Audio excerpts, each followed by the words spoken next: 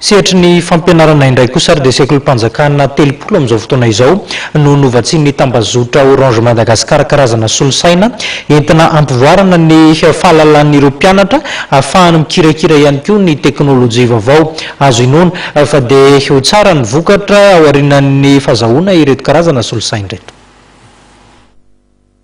Androany ny tanterana ny fanomezana fifanaraha-piara-miasa tao amin'ny tambazotra Orange sy ny ministera ny fanabeazam-pirenena mikasika ny fanomezana fampianarana numerika na ny éducation numerika ho an'ny sekolim-panjakana eto Madagasikara.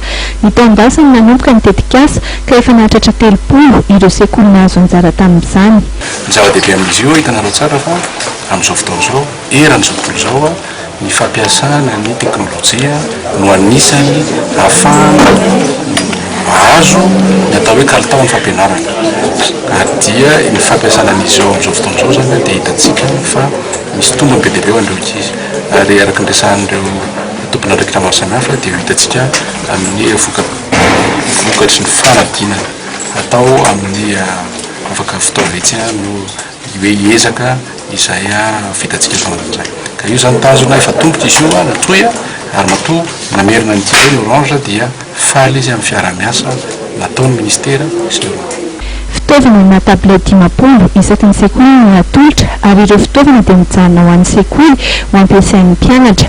Mitovy amin'ny fampianarana izy atolotra ny mpampianatra no hita ao anatin'ilay solosaina fa saingy anime ny lesona.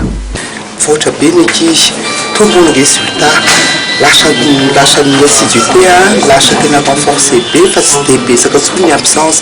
Zany zany mandera zavatra hoe azontsika hoe tsapaitanana hoe mampamety an'io matsaga an'io programmara io.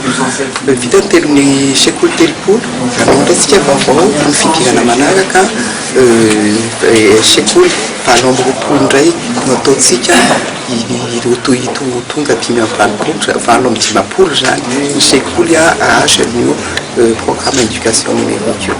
Amin'ity fiaraha-miasa faharoa dia sekoly misy 7 hafa indray no tolorana ny solosaina. Hatreto aloha dia saika ny CEG no ankamaroan'ireo nahazo anjara tamin'ity solosaina ity.